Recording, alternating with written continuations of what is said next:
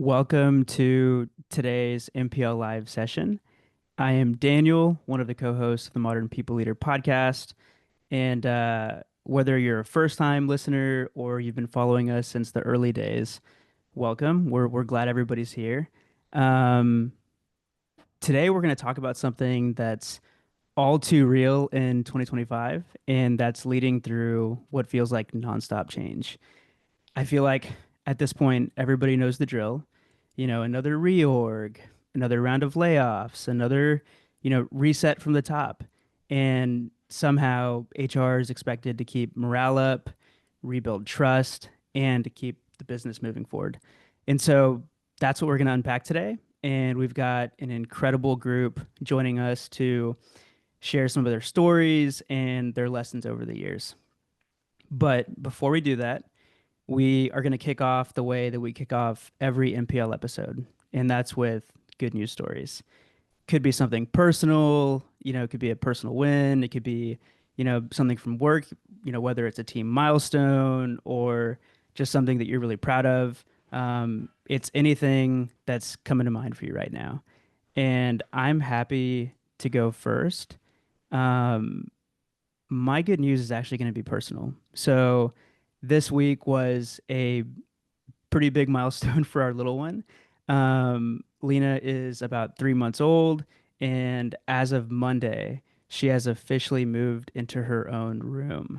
So it was a little sad. Like, me and Tori, my wife, we were laying in bed that night, just like looking at all of the photos from the last 3 months, like the 1,000 photos that we've taken. And yeah, it was definitely a little bit sad, but it was also a proud dad moment to see her doing so well on her own. So that's my good news. And Mita, do you want to go next? I'm going to pick on you. Absolutely, happy to. My good news is professional and personal. I have my next book coming out called The Devil Emails at Midnight: What Good Leaders Can Learn from Bad Bosses. It comes out September 30th. When I wrote my first book, I wrote the book and told my kids it was coming out. It was like a Sunday. I had my husband record the moment at breakfast, thinking it would be like amazing. And my son said, okay.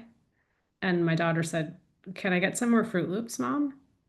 And I was like, what is going on? Like, I'm writing my first book. Like, they don't even care. And they shouldn't because I'm mom. But this time around, I've actually included them in the book process. They knew it was coming up. They're filming videos for me on social media, and They're the social media team. yes, they're wonderfully imperfect. And one of them, you can hear my daughter say, "Go, mom, go." And I'm like, "Hi, everyone." And I'm like, "I'm going to keep it in." So that's been our little summer project. It's been nice to have them on this journey with me.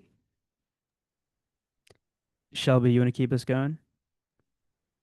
Sure. I feel like I've been lucky. I've had a lot of good news things happening in my life as of late, which I'm excited about. But I think I'll probably just like name this moment. Like I'm looking at attendance. There's 43 people on this call right now who have the ability to positively influence other people's lives in how they like by how they show up to work and showing up to events like this. And um, I'm optimistic and hopeful that like there's gonna be just increased appetite for these kinds of conversations because they're super needed and that just really lights me up. So not to be kind of, you know, meta about it, but this feels like really good news to me that we're all here. I agree. Kelly, you want to go next? Sure, I will go with a professional one. Being in HR, I've worked for a variety of companies where we've redone our values, and most of the time, like the the employees look around and they're like, okay, great, whatever values that are just going to be up on a wall. But the company I recently joined is going through a really big transformation, and our executive team was pumped to create new values and do them really differently. And so we're getting ready to roll out 5 new values that are like very different, not your standard, like be accountable value. And our CEO challenged us to do it in a way that was not traditional, similarly to like how we crafted these values. And so my team has been working on really like top secret rollout for these values that is part like game show, part Mission Impossible, like a huge challenge with tons of prizes that each challenge represents the new value that we're going to roll out. And like people have started discovering these QR codes places, and there's like massive buzz beyond what I had ever expected. So it's very nerdy, but I'm very excited about it that it feels like other people are as excited about values as me. Anytime there's buzz beyond what you expected, I feel like that's great news. And man, this is all super hard to beat. I've got two good news stories. I have personal and work, but I do agree that everyone, Shelby, your good news, I think, is the real good news. But bringing something a little different. We're a couple weeks away from school year starting in Austin, Texas. That's crazy to think that the summer just flew by. And while my daughters would kill me for saying this, like there's just something comforting about the predictability of the school year, that grind mode. And everyone knows what the schedule is. There's no questioning it. It's what we're doing. So, I'm looking forward to being back into the kind of the normal schedule. Work good news, NPL Live in New York City is a month away, y'all. Live events, whether virtual or in person, like they're my favorite parts of the Modern People Leader now. And having lived in Manhattan for 5 years, Monica, shout out, a former colleague of mine at Goldman is on this webinar. Manhattan really feels like a home away from home for me, and so super excited to be having an event in New York City. It's just kind of a pinch me moment. So. With that said, I think, are y'all ready to jump in? We have a lot to cover. These conversations, NPL Live virtual series, are fast and furious, and we'll all be shocked when the time flies by. So Daniel did a great job of teeing up why we're here and what we're going to talk about. But just to kind of, give you kind of my personal thoughts, I really, I grew up at companies where layoffs were rare, crisis-driven moments. Like we weren't letting go of our talent that we've worked so hard to invest in, to train, to develop, if we don't have to. And now they just seem, and this is my perception, right, looking in to other orgs, that it's just part of the rhythm of business, which is really sad. Reorgs, changes in leadership, layoffs, like announcements about technology shifts and what they're going to do to the workforce. And as HR leaders, we're just expected to show up with every single day, every single moment with empathy. We're the protectors of culture. We've got to keep the business moving forward. And there's no HR for HR. Like that's something we talk a lot about on the NPL. And so to me, the reason why today's conversation is important is just that. Like HR leaders need help, and that's what we're going to dig into today. And we're going to look at what it really means to lead through constant change and do that in a way that's humane. Many times when there isn't even a playbook of the types of change that we're having to deal with. Think AI. And we're joined by three incredible leaders who've done this work firsthand. And so if y'all are ready, I'm just going to jump in, and I want to start with Shelby first. And so from your vantage point, Shelby, it feels like I want to know like what you're seeing, because to me, again, it seems like this is never ending change, that layoffs have become a norm. But it's not just layoffs. It seems bigger than that. Companies are cutting and then they're rehiring. Other times there's a total lack of clarity about why operating models are changing. It seems never ending. And so as you zoom out, like what do you think is really going on here? And what does it mean for how companies and people leaders need to adapt? Yes to all of those observations. And I think I'll kind of break that into a few parts just to kind of help round out my thoughts clearly. And tell me to double click on anything if I go a little fast here. But if I look at the last 2 years, and for anyone on the call, just for context, I'm a co-founder of Career Sandwich. My business partners and I help people leaders and folks going through transition moments, whether it be like layoffs. So you can kind of think of this as like really modernized outplacement or even proactive coaching and support for individuals to kind of lead the horse to water and get them to sort of make some of these decisions on their own. So that's sort of context of where I'm coming to this conversation from. But the last 2 years has been really interesting because there's been a huge dissonance, right? Like there's the job report numbers, what you're seeing online, there's, tons of hiring going on, but the reality that people are living and what they're feeling every day felt super different, right? Why is it so hard to get a job? I got hired to X company and I got let go 3 months later. I know someone who literally got a promotion last Thursday and was let go on Monday, right? So that whiplash is super real and it's everywhere. But I'm also a big fan of, most generous interpretation, right? I don't think that the majority of leaders out there are actively trying to make our lives and employees' lives chaotic. I don't buy it. I think more people than not are trying to do the right thing. And so when I come at this from that lens, what I see is that there is a fundamental shift in what businesses want and need out of their workforce. And it looks super different than it ever has in the past. But because the businesses are going through the change in real time, you've got like parallel paths of employees going through these change curves and the businesses themselves going through these change curves, and neither party is really getting fully what they want. Um, and I feel like we're slowly starting to come out of that. I actually printed out because I thought it was really well done. Satya, the CEO of Microsoft, they had layoffs a few weeks back, and he released a letter to the employees and to the world. And I'll just reference a few parts that I think are really sharp and showing that we're starting to put words to the change that the business wants. And when we do that, it becomes a lot easier for all of us to kind of wrap our heads around what's going on and like, okay, what is this new reality going to look like for us? So one part in particular that I thought was really interesting, he says, before anything else, I want to speak to what's been weighing on me heavily. What I know many of you are thinking about the recent job eliminations. These are difficult decisions to make, dot, dot, dot, dot, dot. And then he continues, I also want to acknowledge the uncertainty and seeming incongruence of the times that we're in. By every objective measure, Microsoft is thriving. Our market performance, strategic positioning, growth all point up to the right.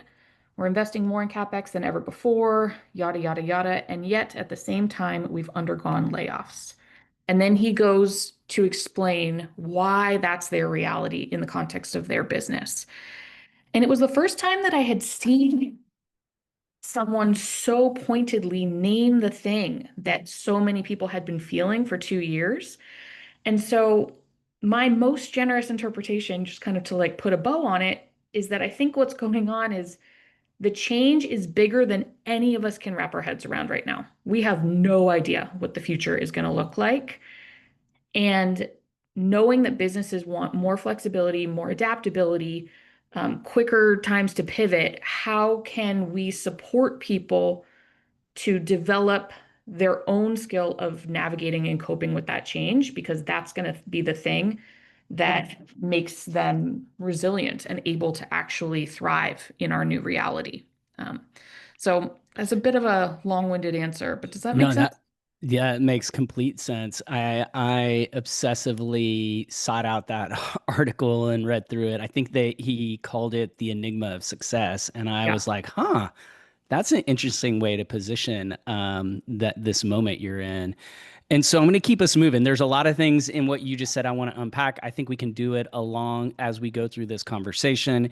Kelly, you're up next. And I know you've had to make tough calls as a people leader. You've been in this game for a while. You've shared your story on the modern people leader. And so I know these decisions aren't made in a vacuum. And you've shared with us that for you, that they're not made in a vacuum. And so what's been the hardest part when you think about navigating the change you've had to navigate internally, what are the hardest components of that, and what do you wish others understood about the process? Yeah. I feel like this conversation is coming first full circle from when MPL first launched in 2020, and I was on to talk about like COVID layoffs. So here we are again, and that clearly just states, I think back in 2020, we thought this is a crazy year. Can't wait for COVID to be over. Change will settle, and it hasn't. We've just now entered this era where change isn't just occasional, it is nonstop. It is part of our norm. It's not just one reorg, one pivot, one surprise. It's just a constant rhythm of shifts, and they feel like they're just coming faster and closer together. So that means that leaders can't just announce change. We have to help our teams build the muscle to navigate it. And I think that's one of the things that I wish people really understood about that process is like we're going through the change ourselves. And so much of my time is dedicated to building the muscle to adapt to change, to no longer kind of like live in this fear of change, but to try to get excited about it. I referenced we shifted our values at Intellistack, and one of our new ones is called Thrive on the Edge.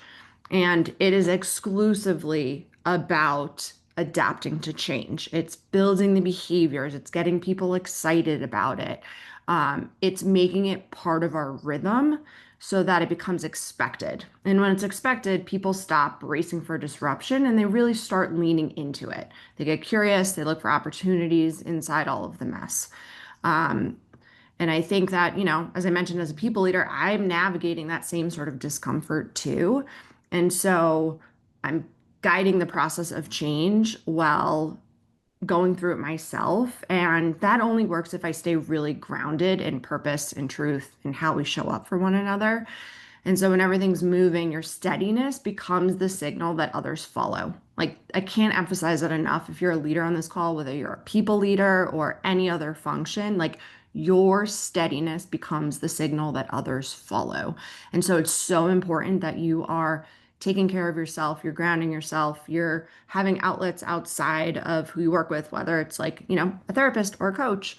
It's really building that muscle to not just, be tough and resilient, but to really embody change in a way that it's helping you grow, and setting that tone for how change is experienced in your culture.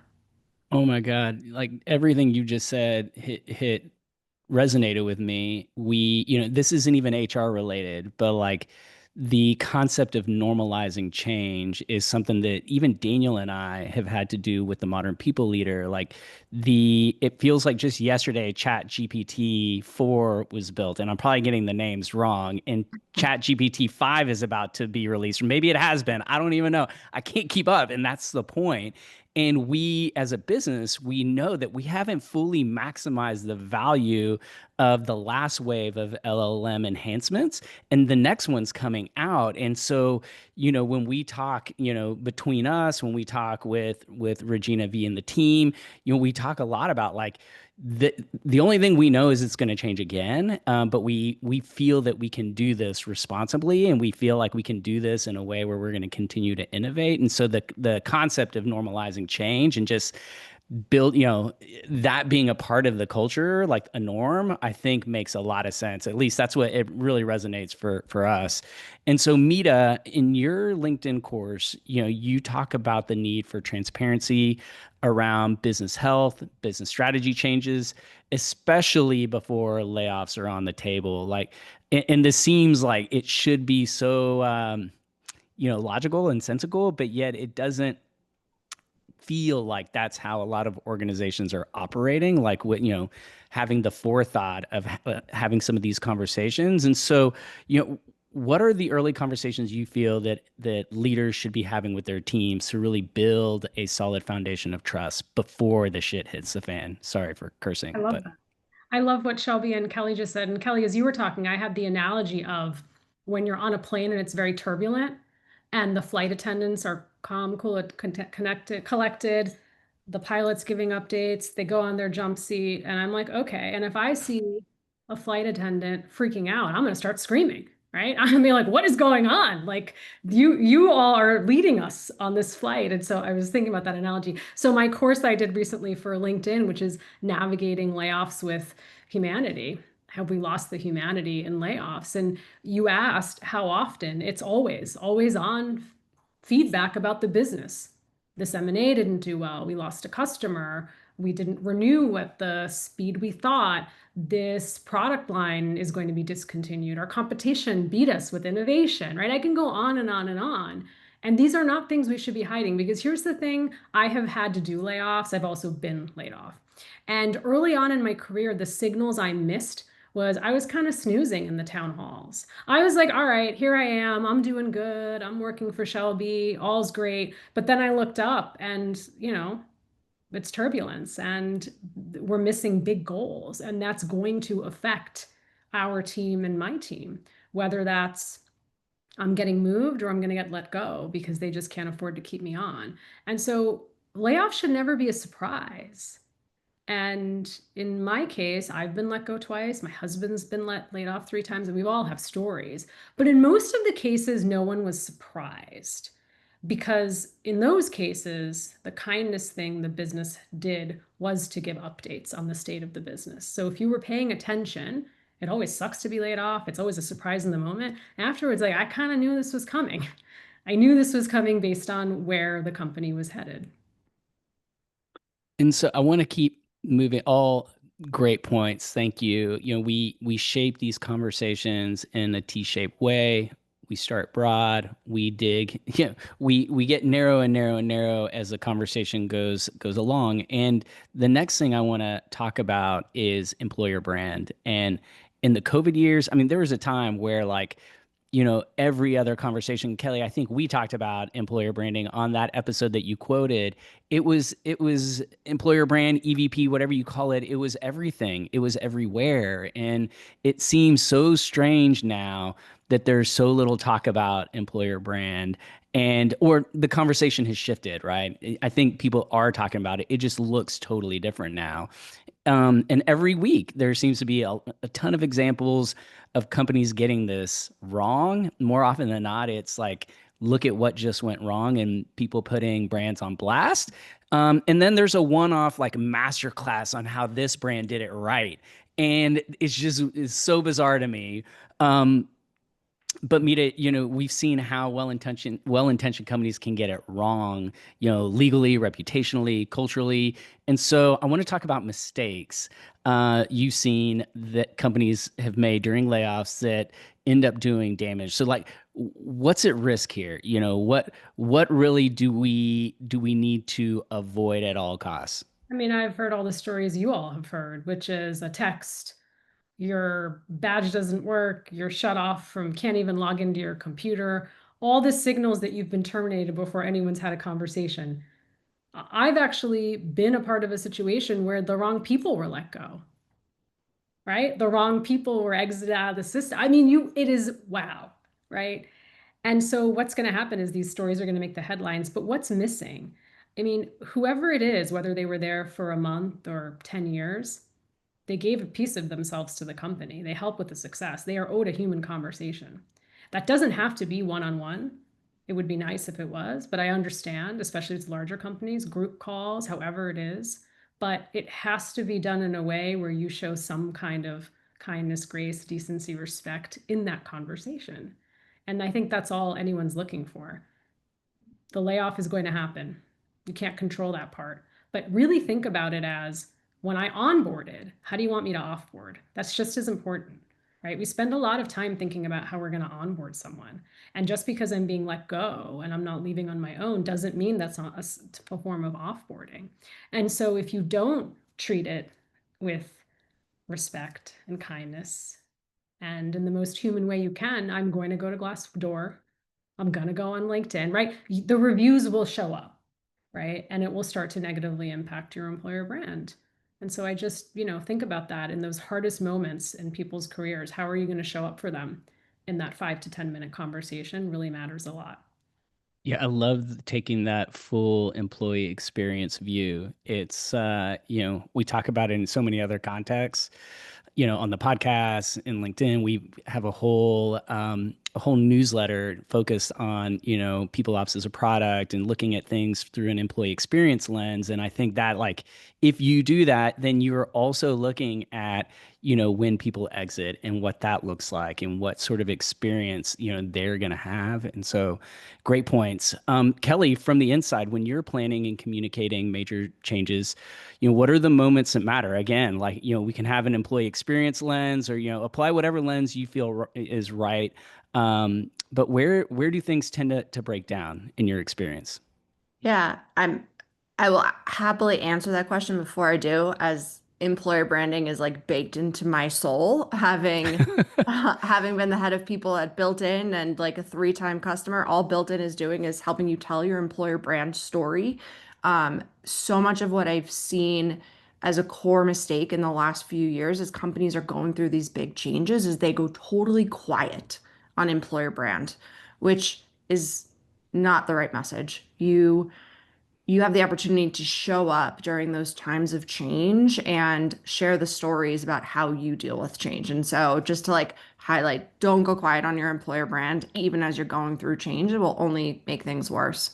But going back to moments that matter most and where they tend to break down, we spend so much time planning for any big change that takes place, right? There's the like, how are we going to announce it? How are we going to share it with employees? What does the follow-up look like? And honestly, it's every moment in between that matters 10 times more. It's the time before you hit send on that email announcement that's going out. It's the hallway conversations that take place after the all hands. One of the big ones, it's the very first one-on-one where a manager has to set the sense of change with their team. That's where trust either gets reinforced or eroded. And that's where things break down most often. We spend so much time in the like big picture prep and not enough time in the details. And I think that's where I've seen companies either fail or thrive is when they're also spending as much time in those in between moments. I think leaders overestimate how much clarity people have and understand how much they need. We can, fail to forget that we've been involved in every single one of these conversations, but it's probably 20 hours worth of meetings that we are now communicating a change to in just 30 minutes. And there's a lot of details that get left out. And so it's taking everyone along for that same sort of journey that you've been on so that, if the average employee can't answer the question of like, why is this happening now? What does it mean for me? Then like you've absolutely missed the mark and your employer brand will take the hit long before Glassdoor catches up. Yeah, there's having been an HR leader, a senior HR person, and a CEO, I just really empathize because that's a blind spot that I have personally run into where, I'm part of every single meeting, I'm part of every single planning session, I'm asking all the details. And I just forget that not everyone else is along for that, right? They can't be, right? Legal. I mean, there's some very specific reasons why people can't be along for every part of the conversations. And so, Shelby, I'm really curious to get your answer. I've been waiting to get your thoughts on this because this is literally how you help your clients. And so, you know, if someone came to you and they said, look, we think we might have to do a layoff and this is coming fast, like what would be the very first thing you have them consider? Or like, what is that playbook for like, okay, here's how we're going to need to start processing through these questions you have?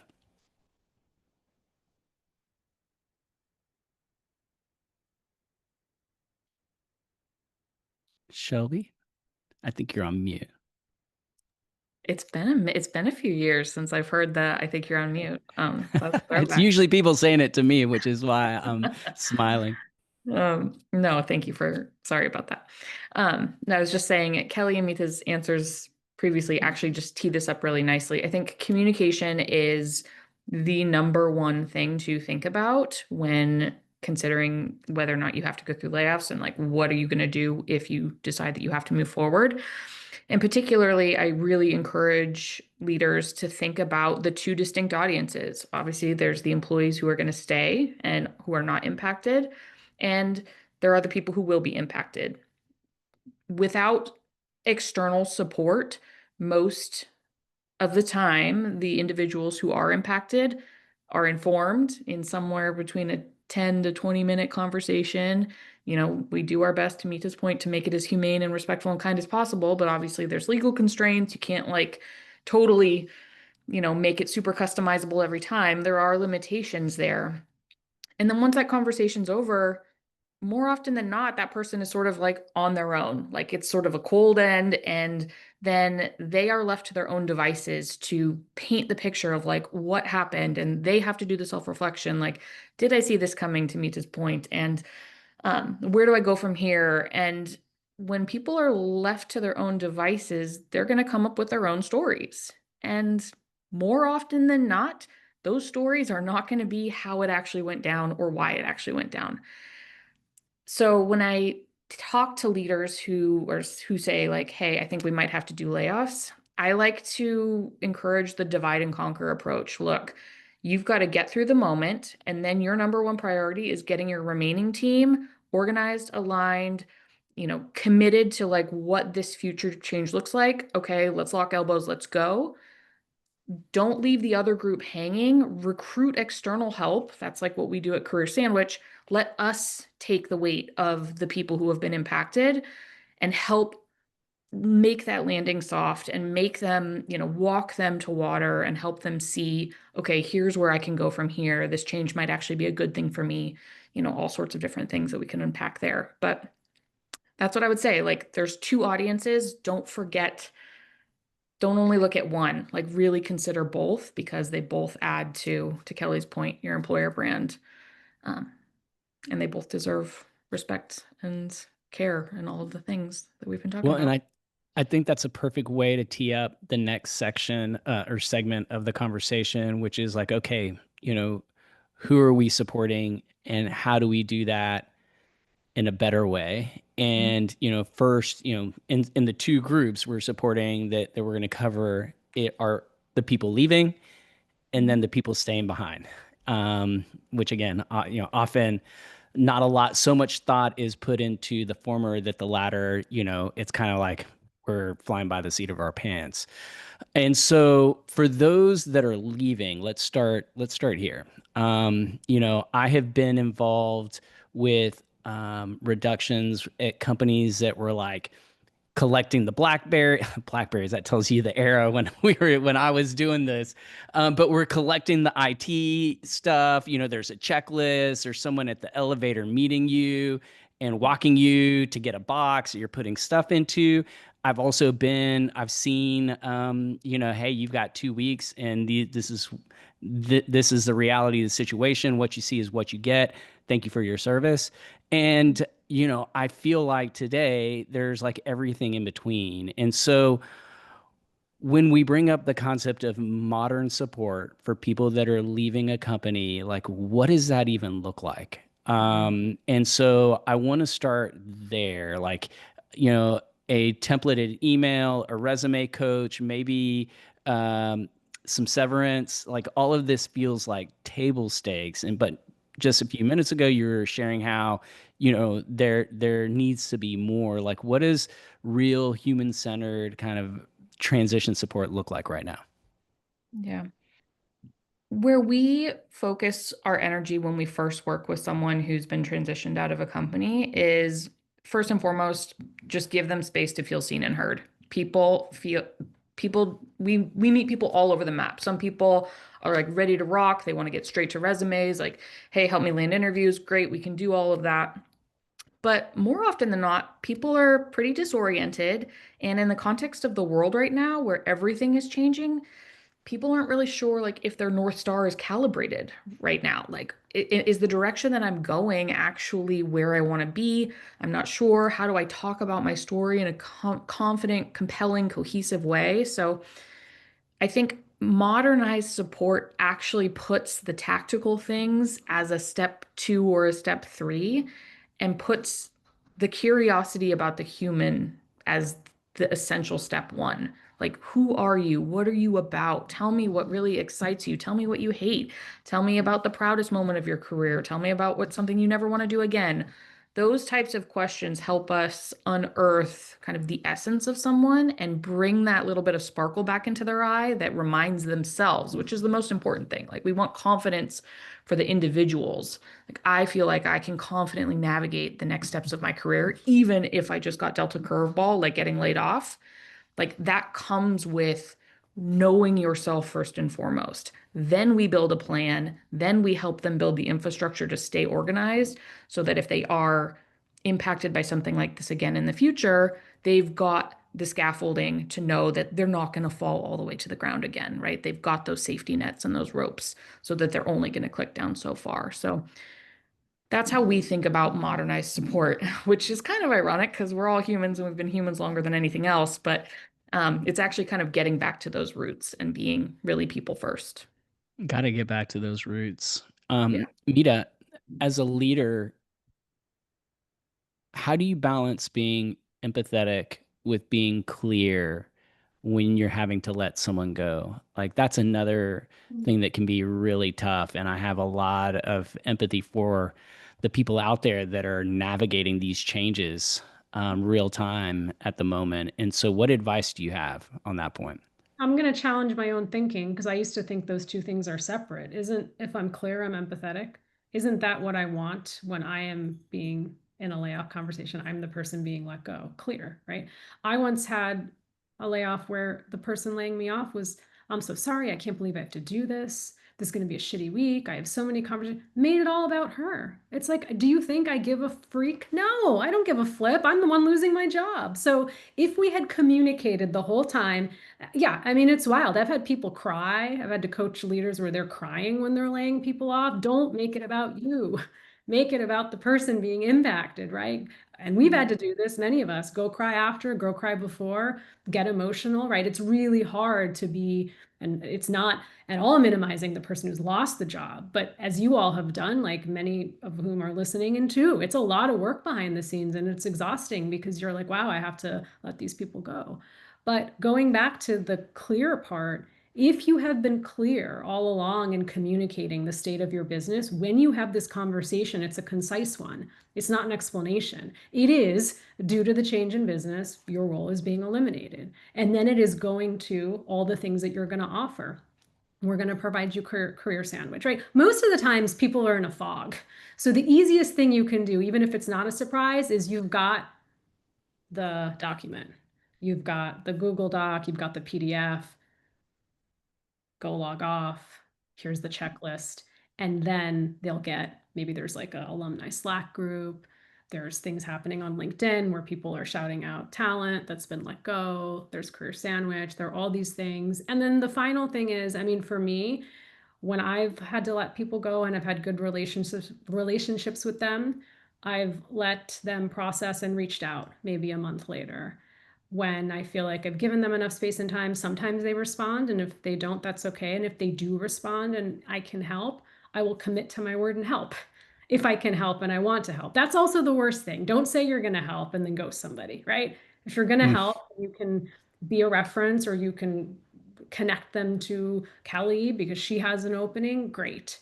But stick to your word and follow through on what you said you would do. So important. Yeah, I love that. You know, most of the time people are in a fog. Like, that's certainly how it's felt when I have been on my side delivering the communication. It seems like hard for everyone to show up in that moment because I think fog is just a great way of putting it. And so, you know, we're a little behind on time. I want to make sure that we get to Q&A, but I also want to make sure that we don't fall into the trap that Shelby mentioned earlier, and that we don't have time to talk about the people that are staying behind. And so, Kelly, you've been on the front lines of these moments. You know, what's something that you've seen work well?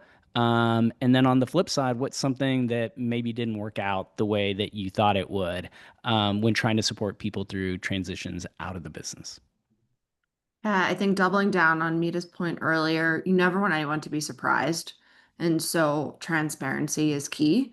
I think another piece is, you rarely hear about a company when, someone has even voluntarily resigned and been like, man, that offboarding experience was the best experience I've ever had. We just don't place a lot of emphasis on that. And so if you can't get a voluntary offboard correct, you're definitely not going to get an involuntary one correct. And so placing a little bit more emphasis on what you want that person to walk away feeling. And it's not always going to be super peachy, but how can you make it 20% better, 20% more thoughtful? And I think some of the things that I've seen really work well is, if possible, give choice. I think if there are various packages that you're offering or career transition services, like there's an investment that you as a company are making. And, oftentimes you can choose exactly where that investment is going. But if people are given a choice of like, hey, do you want us to set you up with career transition, or do you want to add an extra 2 weeks to your severance? Like that might not work for all companies, but where possible, you can give choice, I think really helps. And then the other thing that works really well, we just talked about, like you're in a blur when these messages are being delivered, if it's impacting you, is like follow through. In those conversations, say, here's what we're offering. Also, I know this is a lot to digest. We're going to follow up. You don't need to retain any of this information in your head right now.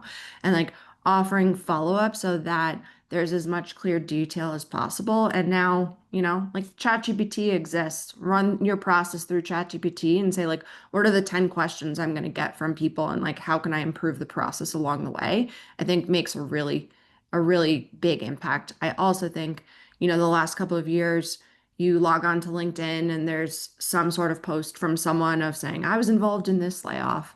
I think from an employer brand perspective, you have the opportunity to help guide that message or have no control over it. And so for companies to think about, do you want to curate anything related to those that are impacted, in like creating a list of employees who are impacted, like adding LinkedIn profiles, making introductions. Like I've seen companies do that and it goes really well. And then I've seen other companies not do it. And I'm not suggesting that you do it, but like I've seen where it's gone off the rails and former employees create their own Slack channels and it's just like going after the previous company. And so just thinking about, how do you want the employee to feel when leaving? And the answer is they're going to feel bad because they were laid off, but how do you make it a little bit less painful?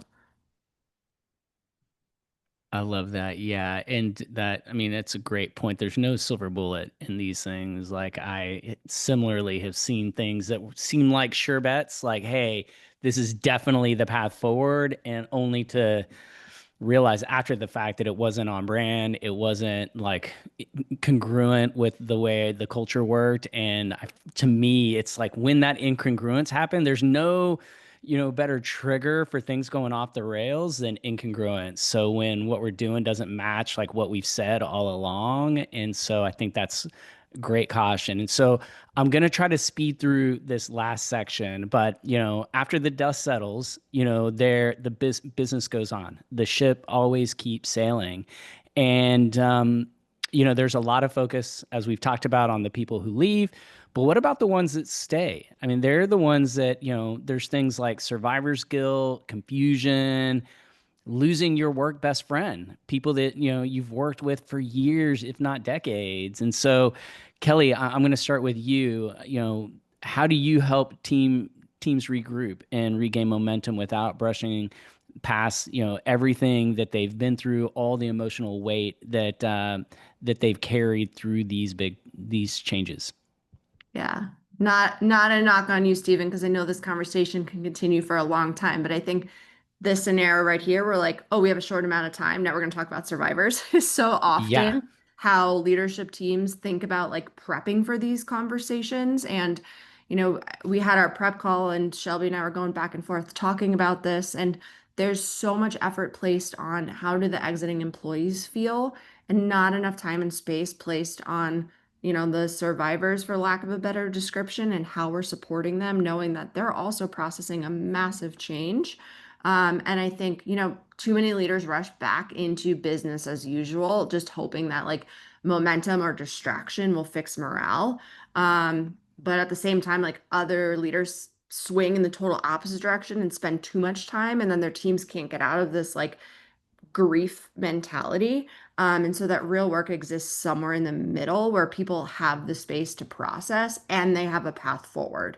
Anytime I've gone through any sort of transition, myself included, but I try to ground us in like, here's what we know, here's what's still hard, and here's where we're going.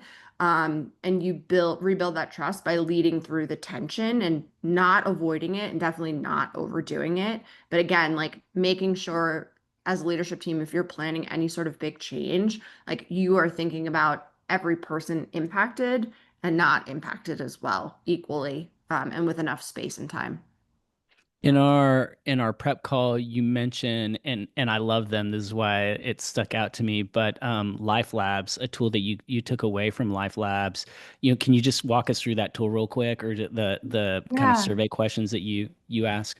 This is one of my favorite like management tips of all time. I share it like at least with one person once a week. So I think a common question you might check in with someone after a big change or riff is like, "Oh, Steven, how are you feeling?"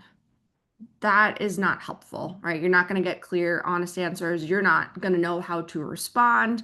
And so asking like, "Steven, just want to check in on you on a scale of like 1 to 5, how are you feeling about working here right now?" Like 1 being terrible, 5 being great, and you say 3. Great. What would move that up by 1 point? The other thing is, I think as leaders, we have expectation that everyone is always going to be a 5 at all times.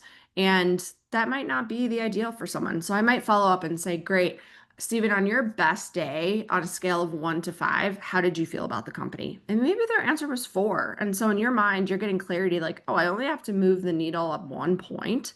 And then saying, giving the opportunity to empower the employee to help with the change and saying, great, you're 3 today. What do you think would need to be different to make you feel like you're a 4 next week? And then getting clear answers that feel achievable for the manager. So it feels like a partnership that you're solving things together and not like you're the person having to solve all of the problems in the world and, helping everyone's emotions. Love that. Thank you for Mhm. sharing. And so, just keeping the ball rolling. Mita, is there anything that you want to add? Tips and techniques for helping those that are staying behind, for the lack of a better I'm gonna word. say one thing, it's okay to talk about the people who left. Right? You talked about work Yes. friendships. We want people to have friendships at work, and suddenly Mita's gone, and Mita didn't die. She just was like, thank God, but she left the company. And so it's okay if Shelby's like, hey, I was catching up with Mita last week, and Kelly's like, what? You were talking to Mita? Mita, who we let go? And you're like, no, like, I think allowing people space to grieve, and I love the question Kelly asked, but like, yeah, there's going to be grief, and you just can't pretend that it didn't happen. And I also find so fascinating this whole ghosting, cutting off relationships, leaders who don't encourage continued relationships with the people who were let go, especially as Stephen, you had said earlier, we might get rehired, right? We might actually become the boss back at the company or bring someone else along with us. And so just to really think about this, like how do you help people still honor those relationships they built at your company? And I think, whether it's working with Career Sandwich and a lot of companies I've seen creating Slack groups, alumni groups, right? So there's ways for people to still keep in touch with each other. And isn't this a wild move? You could have a happy hour 6 months later and invite the people who left to come join you, alumni, right? Once they've processed. Why not? I love that. I think it was Steve Cadigan that came on the show and we talked for like 30. He was the first CHRO at LinkedIn and for like 30 minutes, we talked about, tactics for boomerangs or just like the obvious things that a lot of companies miss. And, the notion that, hey, someone might be leaving today, but they might be coming back next quarter or next year or 5 years from now, not being at the forefront of people's minds, of leaders' minds, it's still shocking to me. But I will get off that rant because Shelby, bring us home. Like what, any final thoughts on, what companies are doing or could be doing to better support the people that are staying with the company after big change happens? I mean, I don't know if there's like a single sentence, but I think just kind of wrapping up everything that I've heard in this call, it's super clear there's two audiences. They both deserve like, intentionality behind how we bring them through big change, particularly layoffs.